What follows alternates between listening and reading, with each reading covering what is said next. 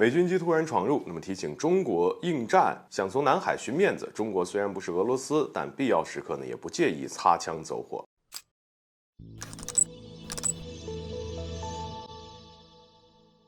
大家好，欢迎来到赵太阳观察室。据报道呢，美国一架空军 RC-135V 电子侦察机是于近日突然闯入了南海并展开了密集的侦察活动，从北往南，从东向西，再折回向北。活动轨迹显示，这个军机绕西沙群岛和海南岛大规模、大纵深的活动。而随着美国对中国的敌意持续加强，那么该国多次派出军机在我国海域飞行，截止至今已经不是什么稀奇的事件了，但是一次一次的秀肌肉对我国进行挑衅，足以说明呢，对于中方的警告，美方根本就没当回事儿。而近一段时间，美国与盟友在南海问题上的动向非常的积极。在这之前呢，有消息指出，美菲日澳4国有意向进行联合军事巡逻，而美国和菲律宾还在几日前刚刚展开了年度的歼盾联合军事演习。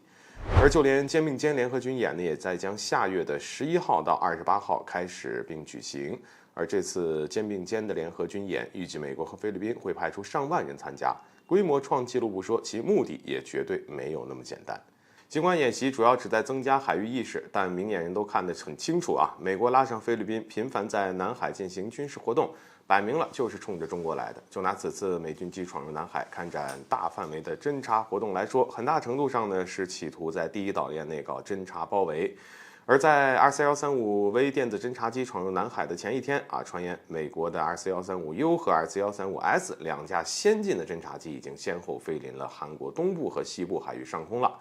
而对此，难道美国是不知道南海局势的复杂吗？不知道南海局势的稳定关乎我国国家安全吗？想来就是因为太知道了，所以才会频繁在南海活动，还拉上了菲律宾。而自马克思政府上台后，美国和菲律宾之间的关系就越走越近。前段时间呢，菲律宾方面还答应让美军入驻本土4个军事基地，而作为回应，美国承诺会在南海问题上支持菲律宾。然而这哪是支持呢？拜登政府无非就是想要借此拉拢菲律宾，把菲律宾变成第2个乌克兰。美国深知中非就南海问题产生的矛盾和分歧，所以才会不断向菲律宾强调会在这一问题上支持该国。只有这样才有可能挑起两国之间的冲突。也就马克思政府还在沾沾自喜，以为自己得到了一个多大的靠山，殊不知呢是恰恰是深渊。而线下美国派出了这个电子侦察机闯南海，不排除是在与菲律宾演习之前，通过收集更详细的情报信息，以保证安全。